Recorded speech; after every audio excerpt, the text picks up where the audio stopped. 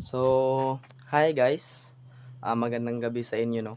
So, ngayong gabi ay um, yung kalahati ng aking order um, dumating na.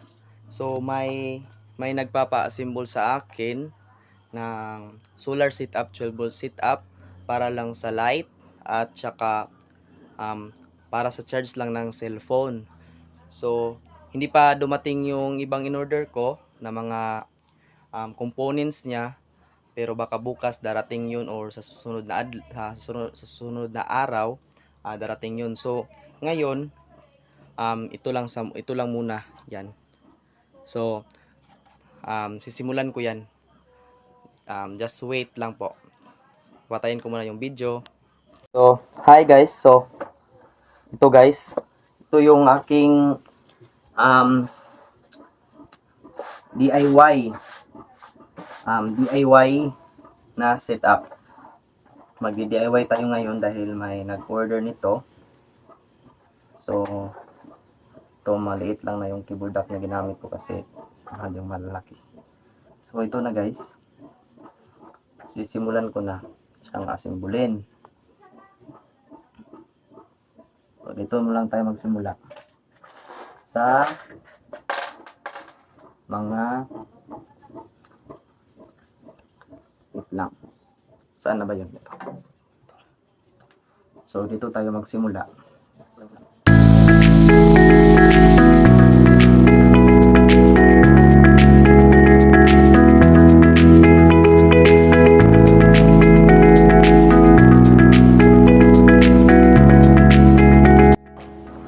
So ganyan lang kahaba yung kailangan niya.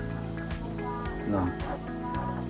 Hindi masyadong mataas yung kailangan nila. So ganyan lang. So ganyan. So hanggang dito yung ikakat natin. At dyan dapat lagpas yun doon. So ganito lang ako magawa.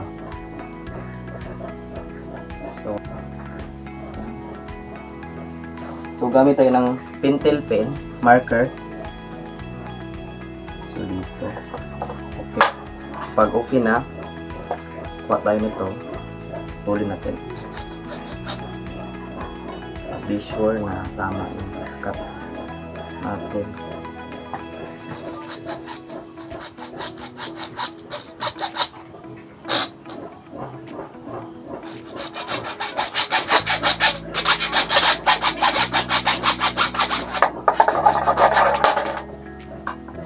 So yun, nakat na.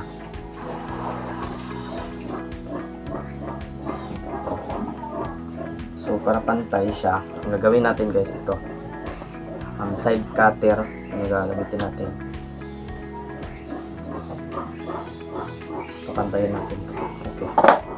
So after natin mapantayan guys, lagay natin yan. Yan. So tapos na natin ilagay. So ang gagawin natin yun, tanggalin lang natin yung takot niya.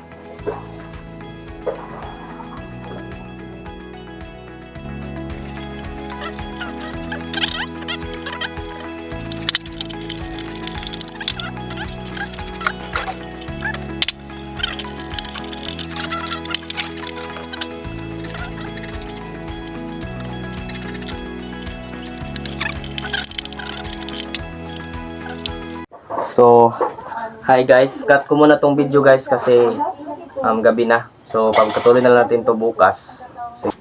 Good morning guys. So, nagra-wiring na ako ngayon guys. Okay na. Ganito guys.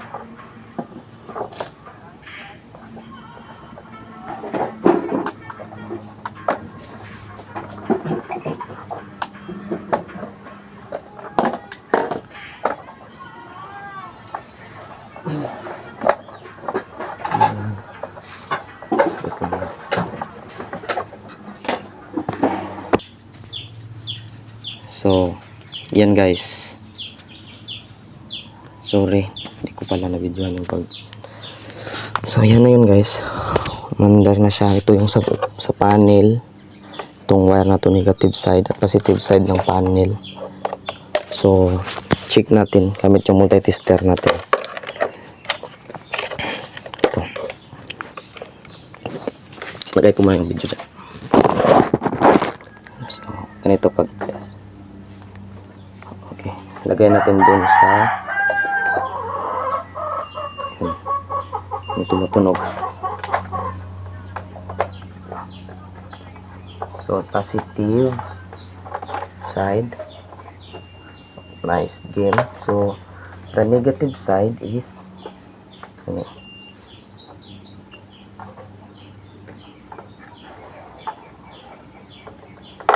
Dapat tutunog to.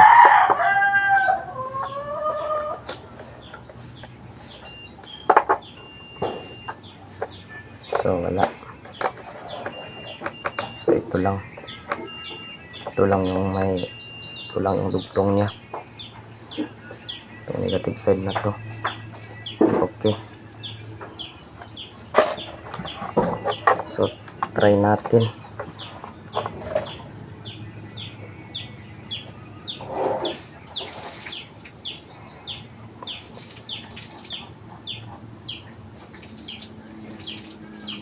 So ito sa battery galing to. So try na natin to lagyan ng panel.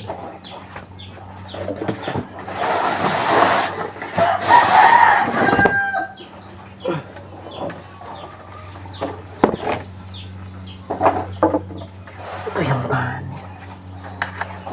Yeah. Lagyan natin yan ng panel, guys. Subukan natin ito. So ito kasi